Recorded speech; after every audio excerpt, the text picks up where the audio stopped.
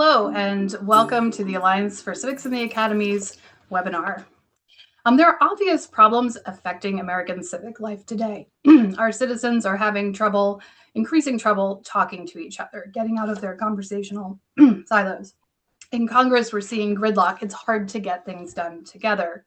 Our political parties seem to be pulling in opposite directions.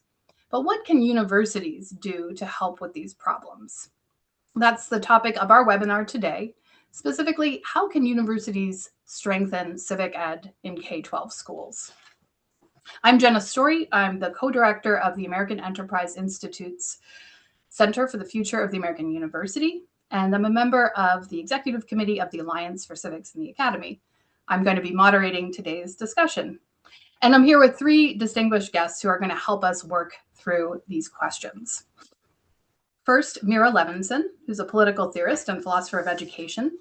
She's now at the Stanford Graduate School for Education. Second, Joshua Dunn, professor and executive director of the Institute for American Civics at the University of Tennessee at Knoxville, specialist in con law and history. And finally, Jennifer McNabb, department head and professor of history at the University of Northern Iowa.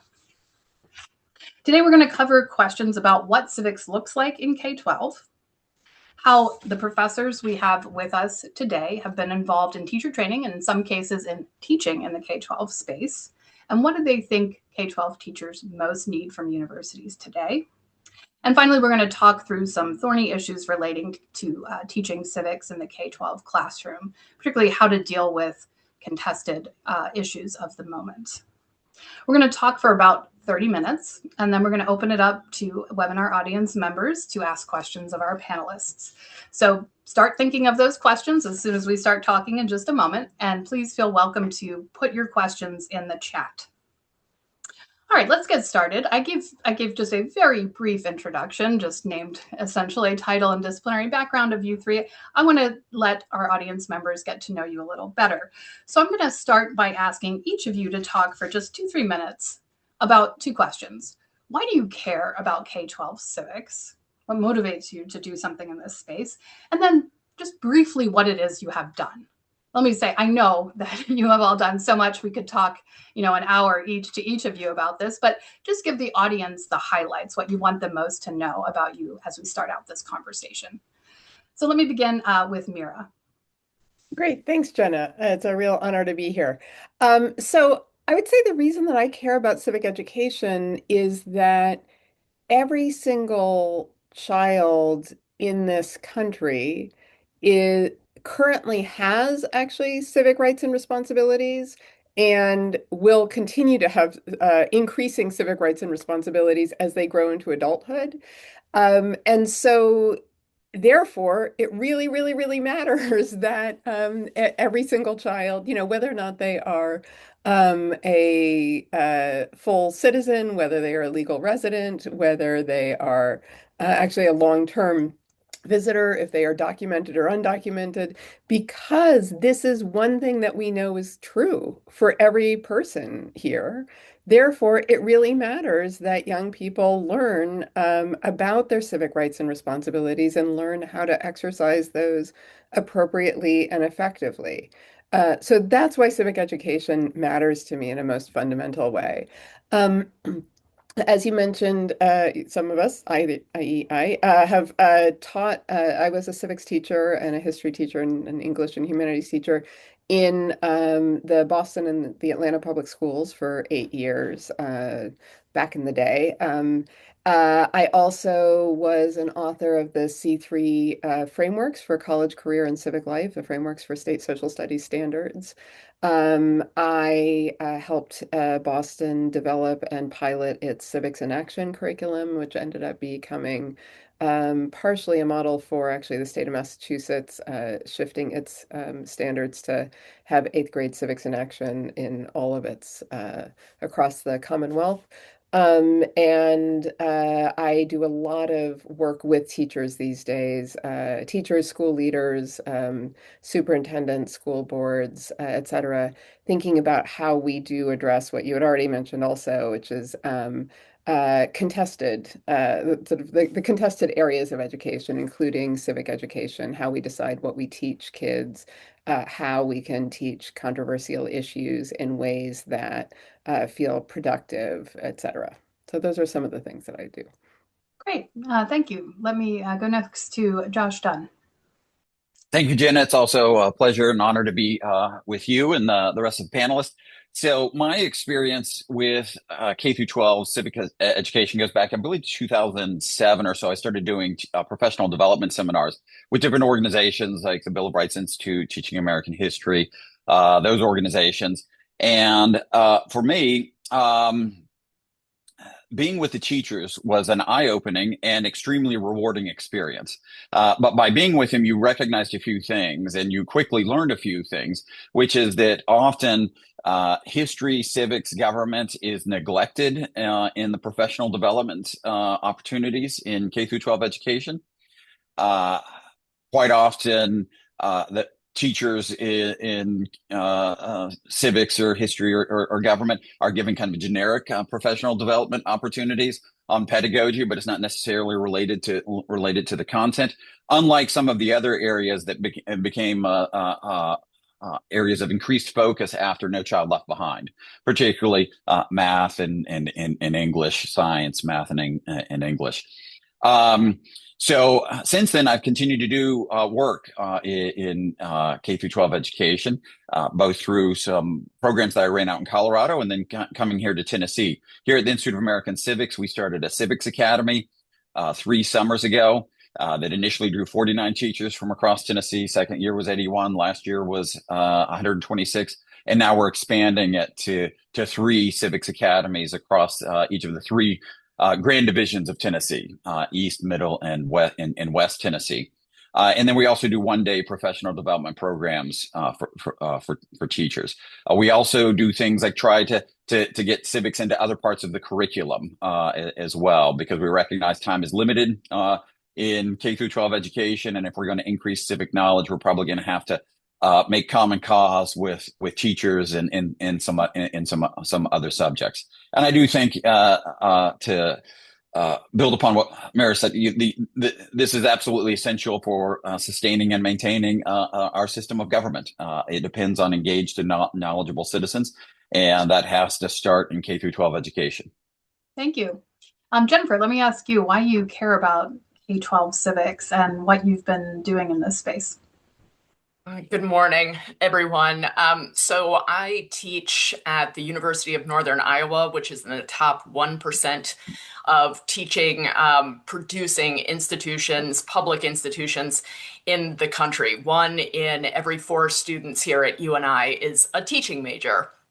My particular major, I don't own it, but the major that I administer, the history teaching major, is the largest secondary education program on campus. So very practically, I am drawn to questions about what our pre-service teachers are going to have to grapple with when they get classrooms of their own. So it's incumbent upon me as an educator really to think about the quality of what we're doing in our classrooms to empower these future teachers to turn their own classrooms into really productive civic education spaces. I've worked at 2 regional public institutions that were both the leading teacher-producing institutions in their state. So I've long been involved in preparing professional development for pre-service and in-service teaching. Luckily, my 2 institutions are they have been very outward facing. So there's a real attempt to connect pre-service student to practicing teachers.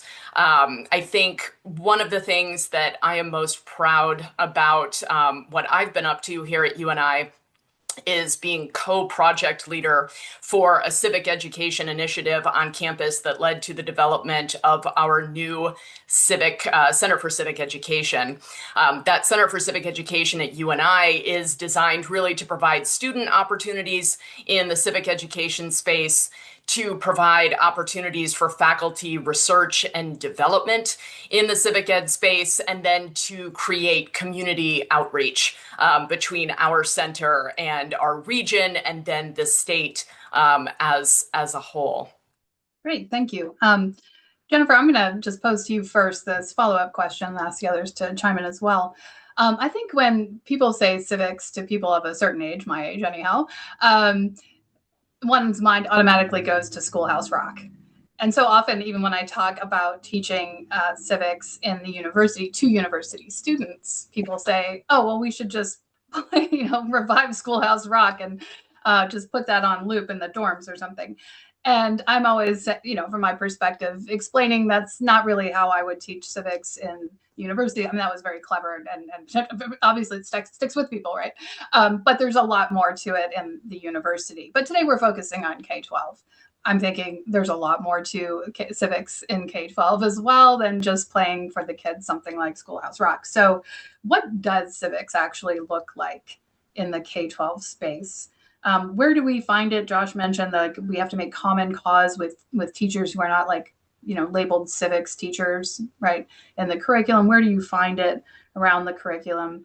And I imagine the three of you might characterize this somewhat differently. We'll leave this open. So Jennifer, if you could kick us off, and then I'll ask others to see if they want to add to this or if you want to go on in the discussion. Well, I think it's maybe most instructive for me to offer a case study, which is to look at what civics is in Iowa. That might lead to some profitable discussions with the other panelists.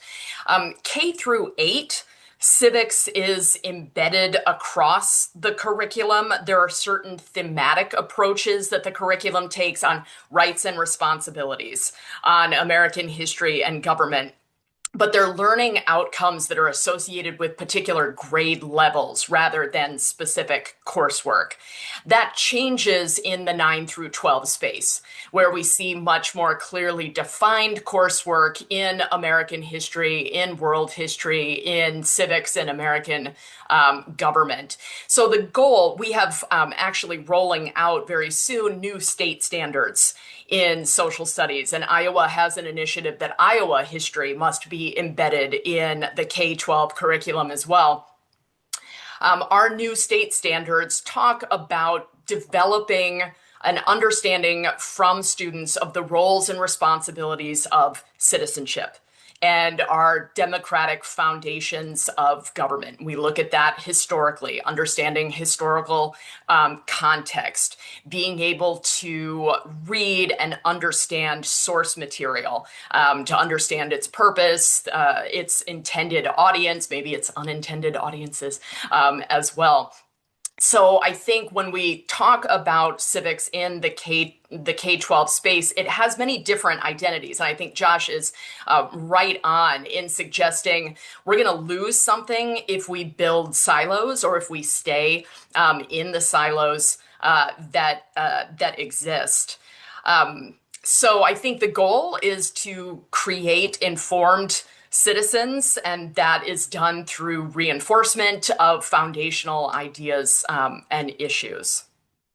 Oh, one more point, if I may. Our state legislature has passed an initiative that means starting in 2026, 2027, every Iowa high school student will have to pass the citizenship test to graduate from high school. So I think that really adds a sort of air of urgency to what we're doing on college campuses to help prepare teachers to prepare their students for this new task.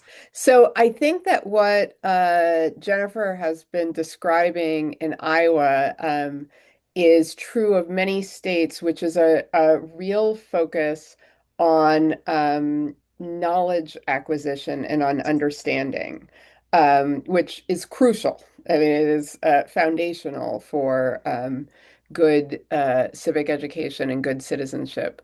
What's notable about what is not part of what Jennifer talked about is an emphasis on skill building the activities of citizenship beyond the activities of understanding, interpreting, sourcing, et cetera, analyzing, which are crucial skills.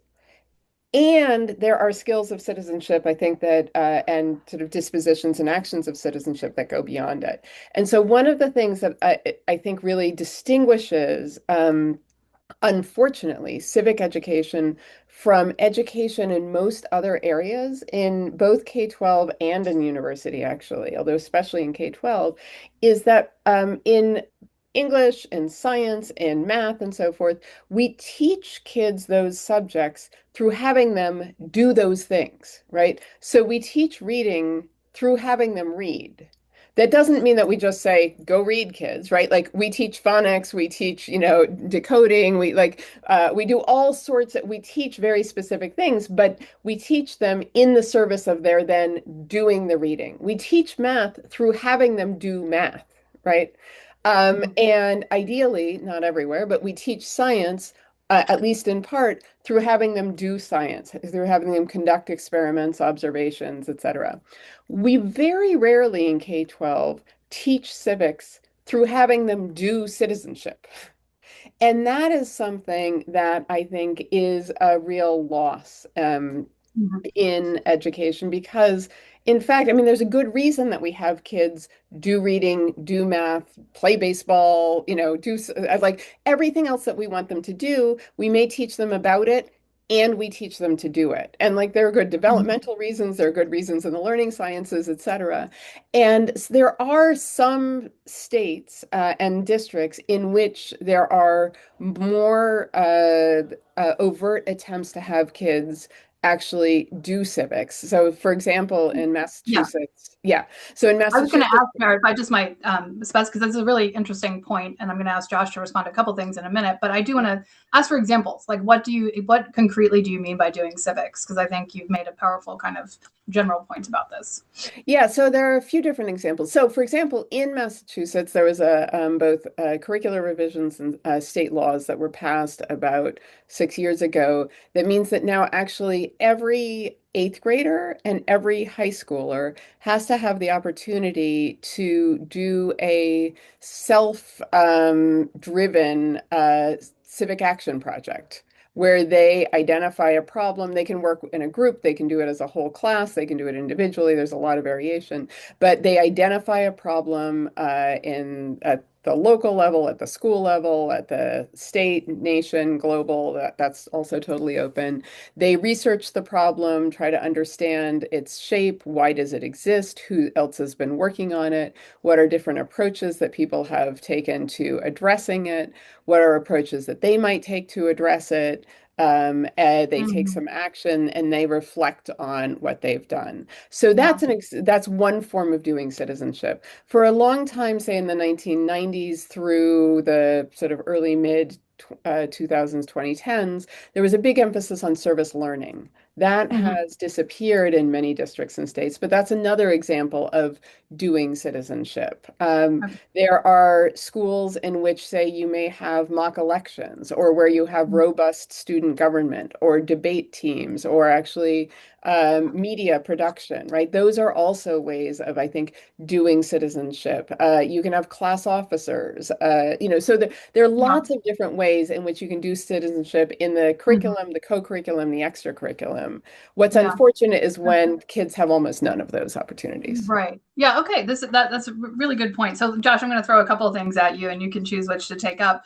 I mean, first, the question that I asked to sort of kick off this part of the discussion, which is just like, what does civics look like in K-12? And I think we're already hearing like what it also needs to look like, right? So you can give me a state of the field, but also what you're trying to do or what you think should be done, and then just raising a couple issues that Jennifer and Meira brought up.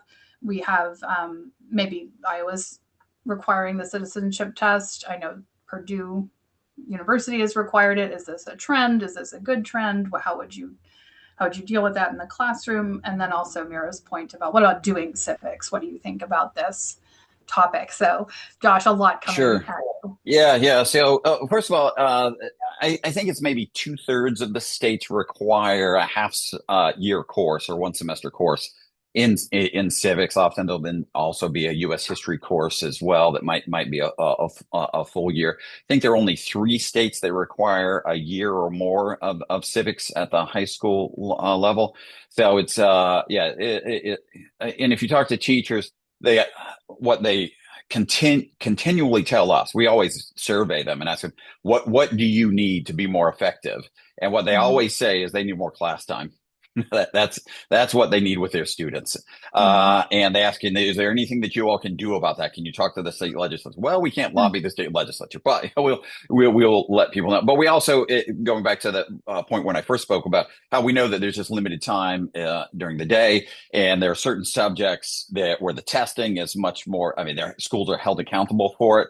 So in Tennessee, we also have the citizenship test where they select the school will select from a certain number of the questions on the test. But the students, I think there are unlimited attempts where they can take it, and they just have to get a passing score in the end.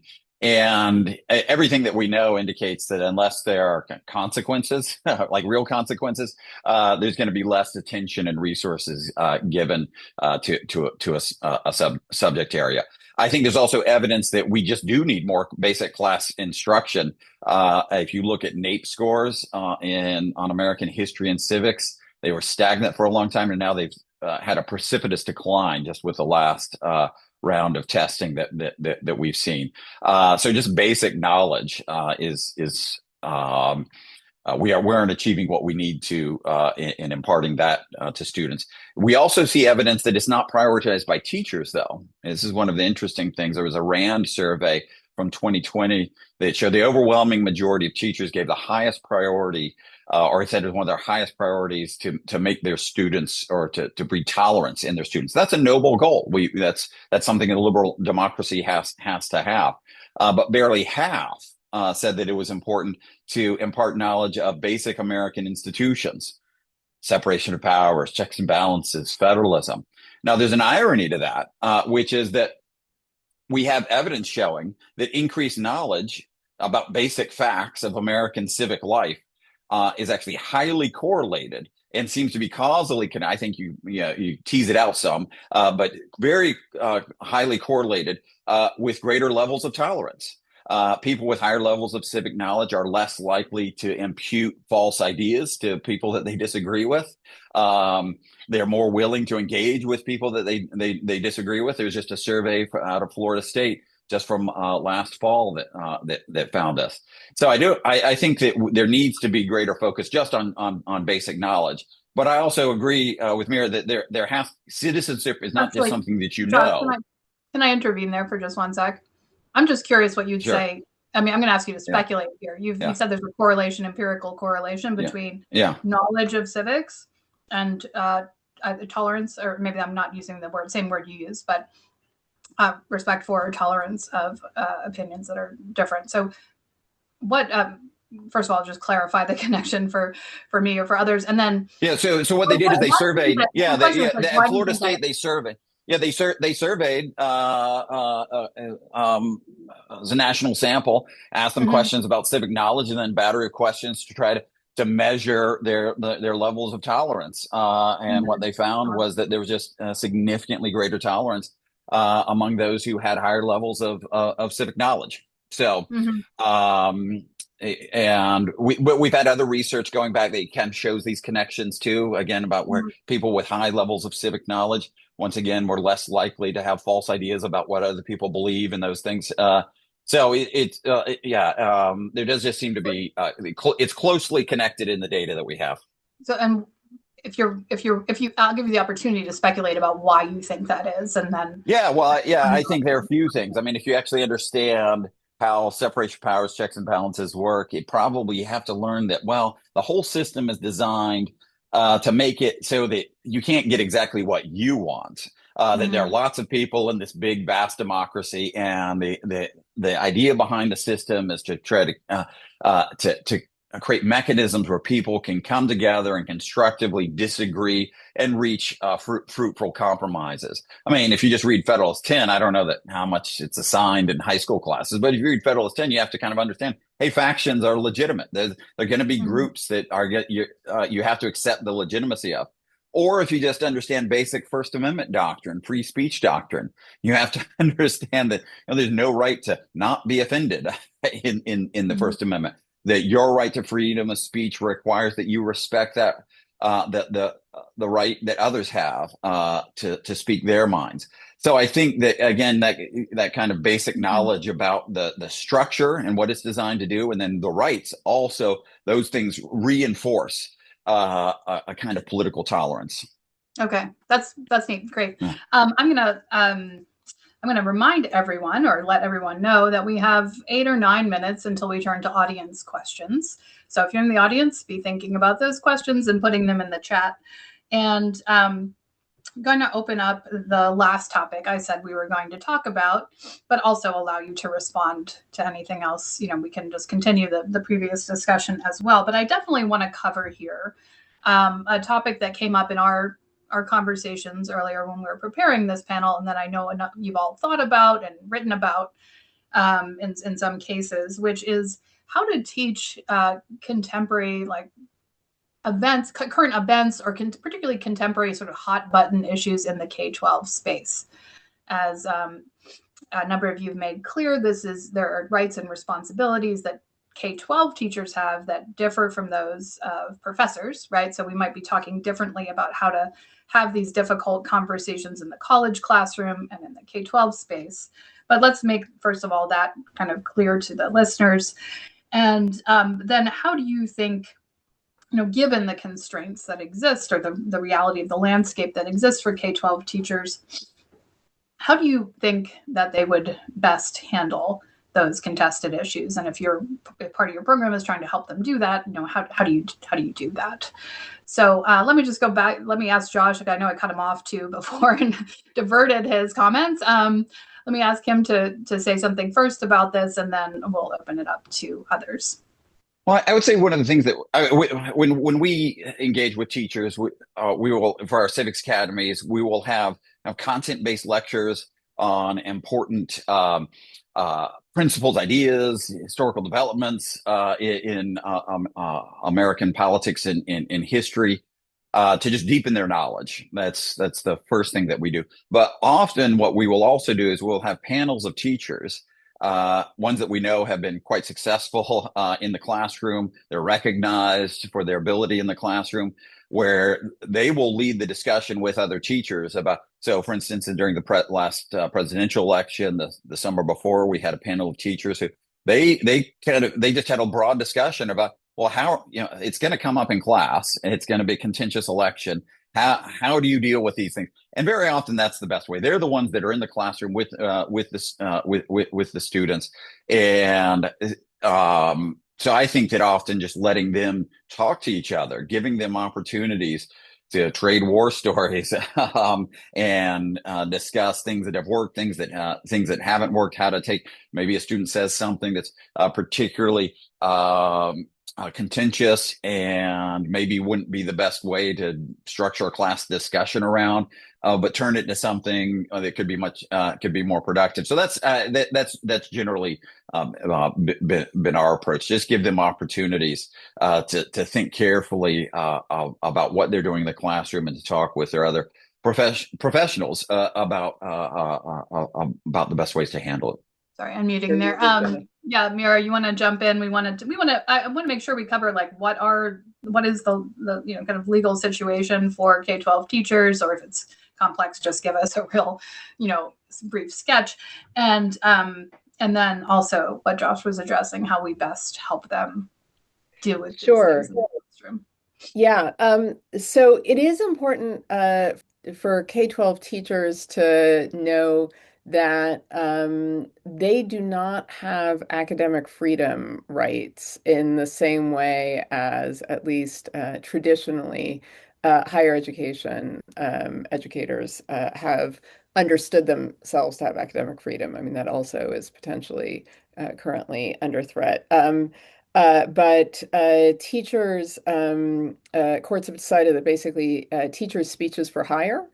And so if teachers say things that their principal, their superintendent, their school board, their state believes that they shouldn't say, then they can legitimately be reassigned or fired or disciplined in various ways for their speech, which is hard in a time in which things are very contentious, right? Because not only are there questions about sort of what should be talked about in the classroom at all, what is age appropriate, grade appropriate, what is politically appropriate, what is perceived as being indoctrinatory or not, et cetera. But also there are disagreements over, if you over what you say is what you say perceived to be open and like, creating an open classroom climate and permitting multiple views. Is it seen as being indoctrinatory or inappropriately sort of putting your thumb on the scale on one side or the other? There's contestations. Diana Hess and Paula McAvoy in their really wonderful book, The Political Classroom, talk about what gets treated as open versus settled in the classroom. And Diana Hess talks about the challenges of teaching in the tip when something is moving from being open to settled or settled to open, right? And the problem is there's not only then controversy over the issue itself, whether, that is abortion or gun rights or the right to self-defense and under various situations, whatever. But also there's contestation over whether this issue should be treated as contested. And so if you choose as a teacher to say, have an open debate about something that there are parents or school administrators or community members who think should not be treated as open for debate, then that teacher is getting herself into trouble. If she treats something as settled, that she believes should clearly be settled, and there are parents or community members or administrators who think that it should be treated as open for debate, again, then he will be getting himself into trouble and potentially risks being fired. So one of the things that I just finished actually teaching a class to about 100 K-12 educators about teaching controversial issues. This was actually a course sponsored by the Civic Learning Institute. I saw in the questions that somebody was asking about educating for American democracy, and that the Civic Learning Institute is comes out of Educating for American Democracy and the Democratic Knowledge Project and other partners. And when we talked about the importance of actually being clear, educators being clear with themselves and with their students and with their administrators and so forth about why and how they are choosing, say, what to treat as open versus settled in the classroom, and the fact that that's difficult.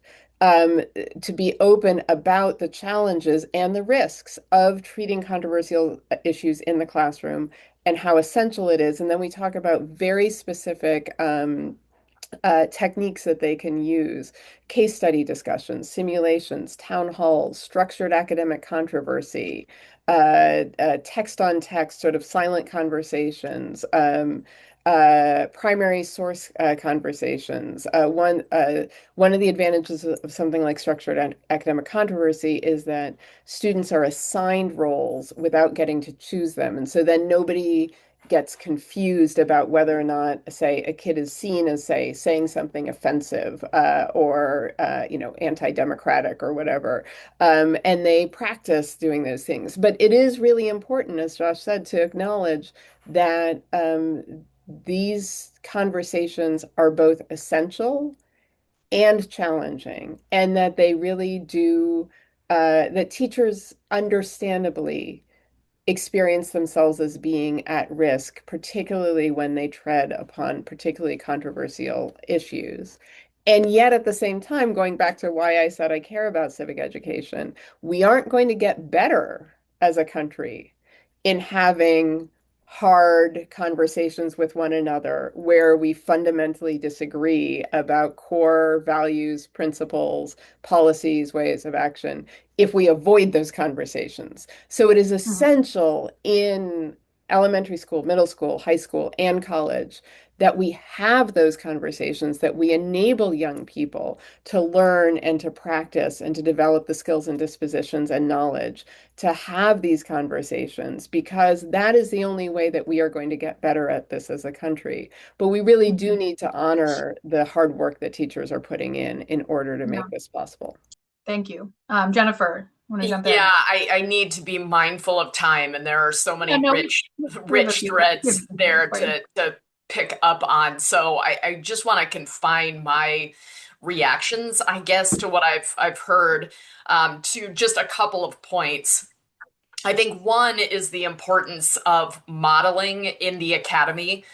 We have to be having these conversations in our own classrooms. We have to acquaint all of our students, not just our pre-teacher majors, but all of the students, what reasoned civic discourse looks like. So modeling is super important. One of the things we've done here at UNI is build a curriculum that is interdisciplinary so that students see a lot of different perspectives in the civic education space. So we built a general education certificate and a minor, both sharing the same titles: civic literacy, engagement, and the humanities. So in order to complete this coursework, students have to take courses in literature, not just political science. They take US history. They also take world history. They take a public speaking course.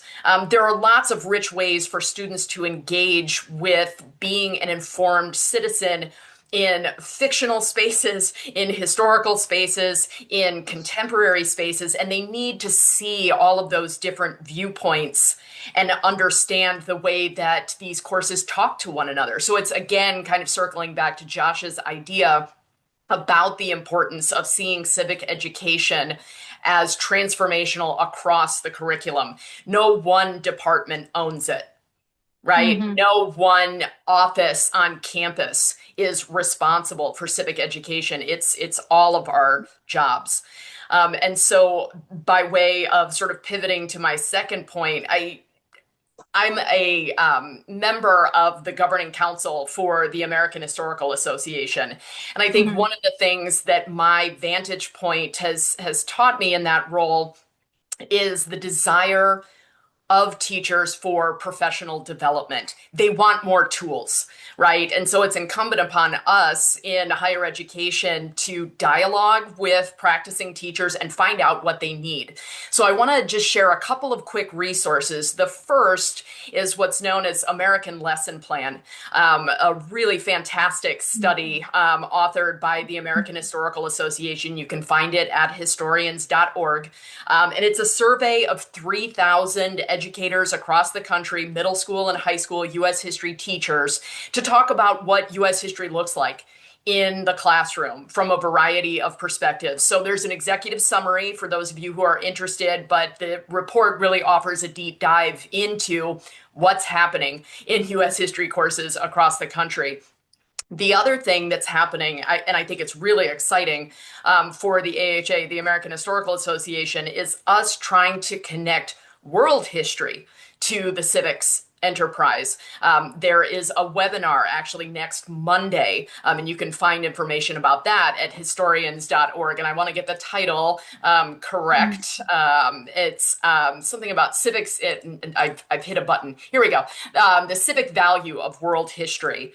And so that is a space that we're beginning to move into really intentionally to create a dialogue across US and world history. And that is something that's embedded in a lot of social studies frameworks. But again, I think the biggest danger, this is one of the questions, Jenna, you asked us panelists, what do we need to do that we're not doing, or what kind of flares are emerging? And I think it's being siloed. We're facing a lot of questions about what we do and how we do it in certain areas. They're legislators, they're boards of regents or governors. They really want to know what's happening. And I think one potential default reaction is to kind of pull in and worry about your own patch.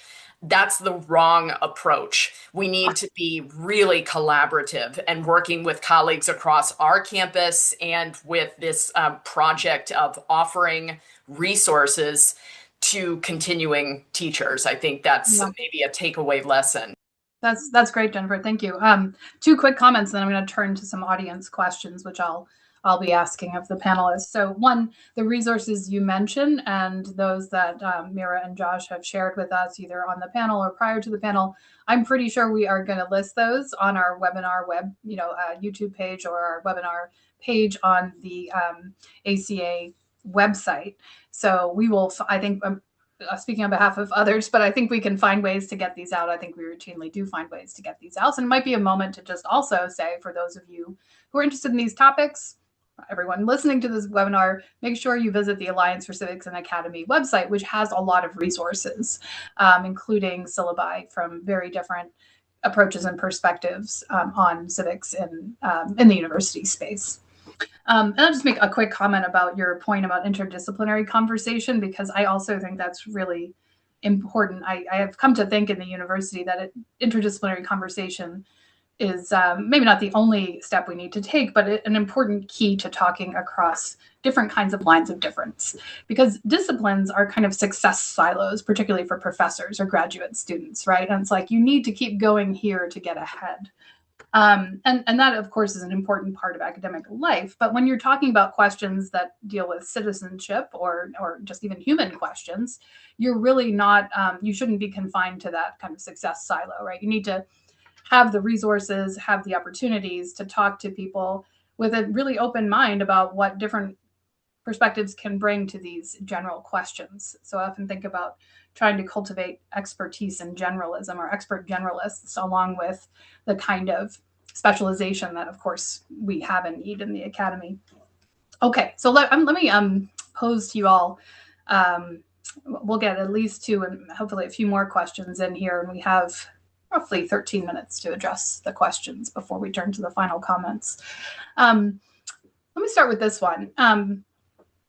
I'm going to read it and then I'll kind of re-articulate it. So how might we ensure equitable and impactful access to civic learning and doing, right? So in other words, we have students, we all know this in the university space, I'm sure it's true in K-12 as well, who are like really eager to engage in this civics, right? They walk in eager to engage in this, but we don't just want to serve those students. We want, as Meira said, I think at the beginning, like every child is going to be a full-blown citizen someday. So how do we reach those who are not already inspired to do this?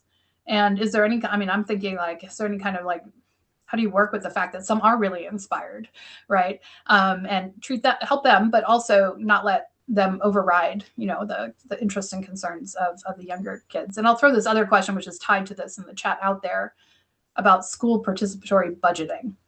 I can imagine what that is, but I'm not really sure. So I'm just throwing that out if anyone wants to address that question as well. And that might be a way to involve a greater range of students, I'm gathering. I'm happy to jump in on this. So I think this is one reason, so equitable access is one reason to have this in the curriculum, as well as in the co-curriculum and extracurriculum, right? So to the extent that civics really got moved out of the curriculum in the past 40 years or so in schools. So Josh mentions that, and Checker Finn put a really, really good summary of their state-by-state analysis in the Q&A. So I encourage people to look and you'll see what states require.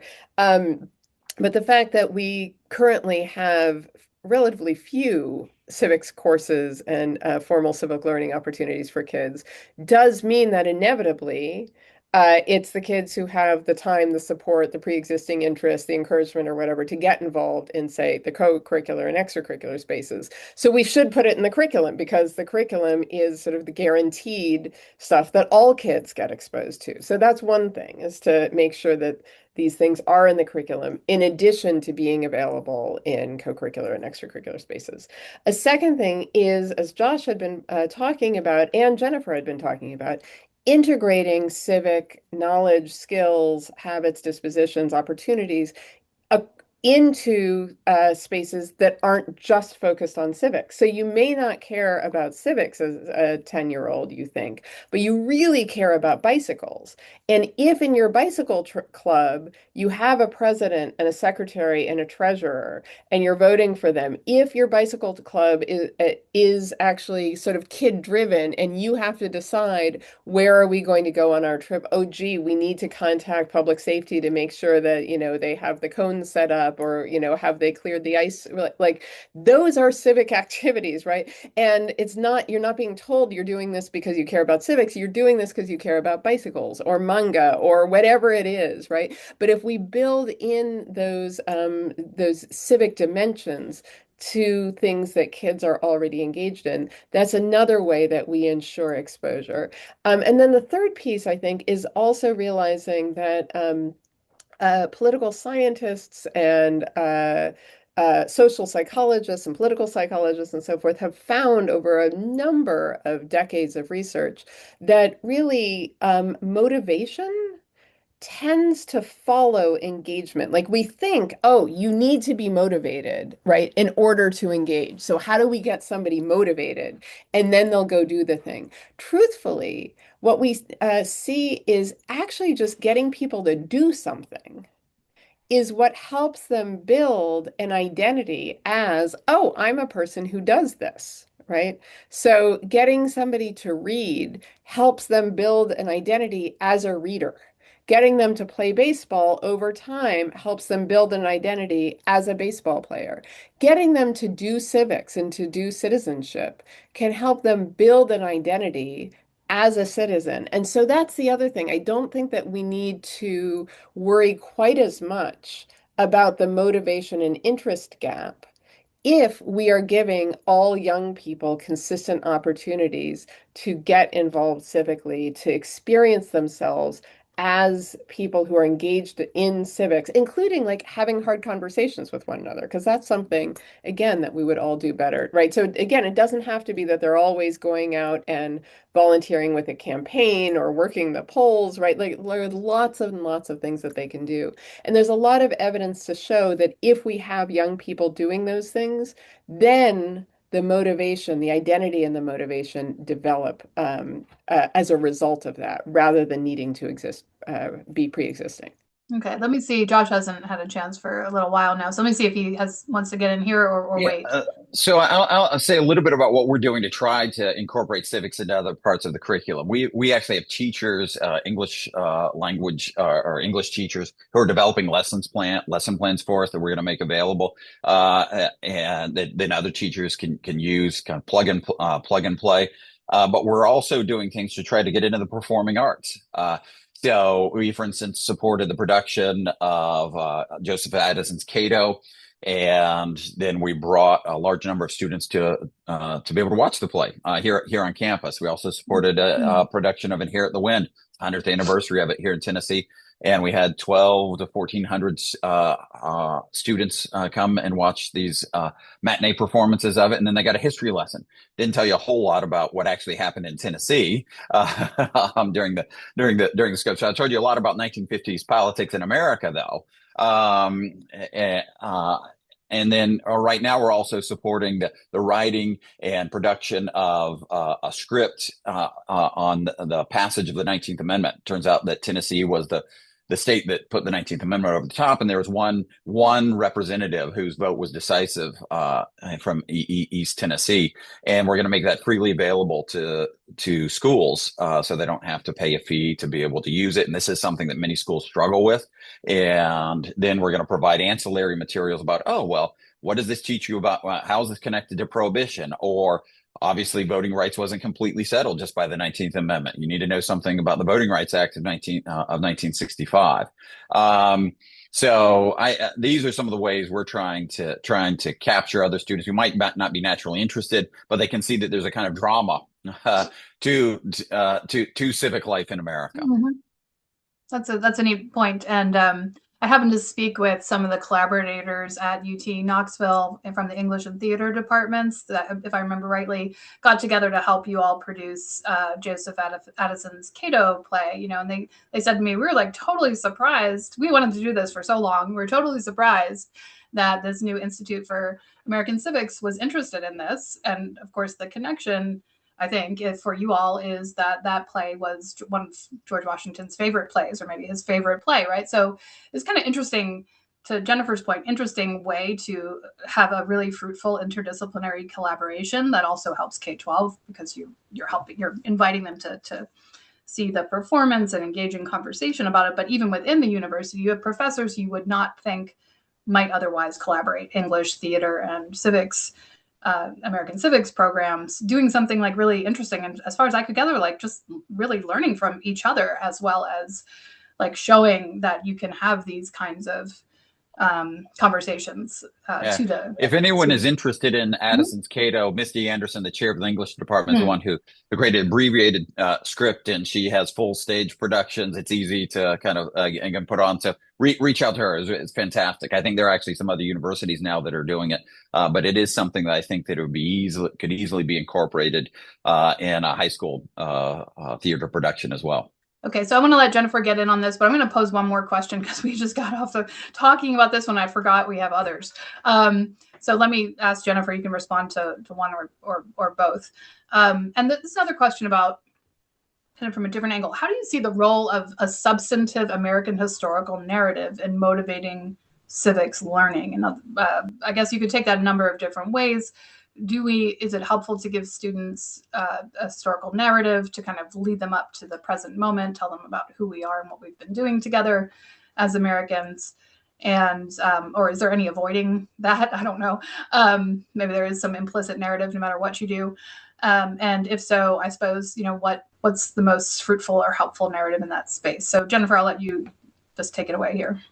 Yeah, two quick points that I think are related to Meira and Josh's about what can happen on a college campus. First, taking inventory of the things you do. When we built our civic literacy curriculum, we didn't cut it out of whole cloth. We gathered a group of people together and said, what is it exactly you're doing in this space? What kind of contributions would you like to make to this curriculum? We did a little bit of new course creation, but what we realized more than anything else was that we had to be a lot more effective in articulating what we were doing, what the goals of the material that we were covering could be through a civic education lens. So I think that's super important. And I think that doesn't happen quite enough on college campuses. We think people are going to figure out why we tell students to take courses in a certain sequence.